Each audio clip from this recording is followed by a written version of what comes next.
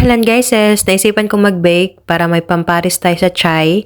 So, lemon cake nga ito. Ito yung recipe ni Madam Risa. Siguro pangatlo ko na tong gawa. Kailangan natin dito ng 2 cups na white sugar and 2 tablespoon na lemon zest. So, yung 2 pirasong lemon, sakto yun sa 2 tablespoon na lemon zest. So, ganyan yung ginagawa niya. So, ginaya ko lang din guys, para ma-infuse yung flavor nito, kailangan natin itong i-rub yung sugar sa lemon zest. Hanggang sa mag-moist at lumabas yung flavor ng lemon.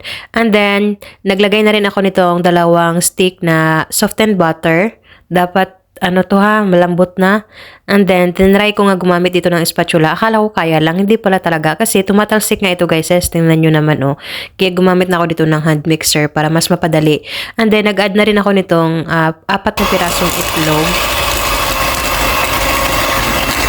And then, 4 tablespoon na lemon juice. At naglagay na rin ako dito ng 1 cup of fresh milk and then mix. At kailangan natin dito ng 3 cups na all-purpose flour. Kailangan natin niyang isif. And then 1 tablespoon na baking powder. And then 1 teaspoon salt.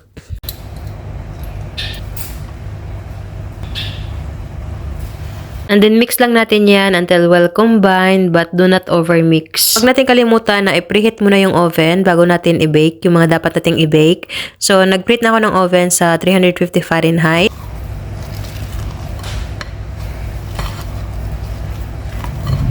Dito sa ating baking pan, naglagay na ako ng kunting oil. And then spread lang natin yan na make sure na malagyan siya lahat ng oil para hindi siya didikit pag tinanggal na natin yung ating cake mamaya pag naluto na.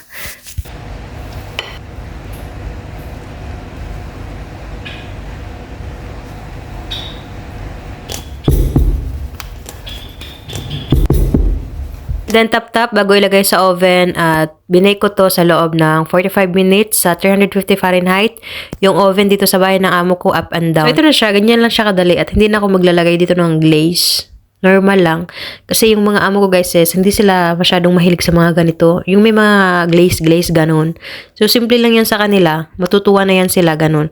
So charan, ang cute diba? And yes, perfect na yung pagka-bake natin ito. So yeah, that's all for today's video. Shukran!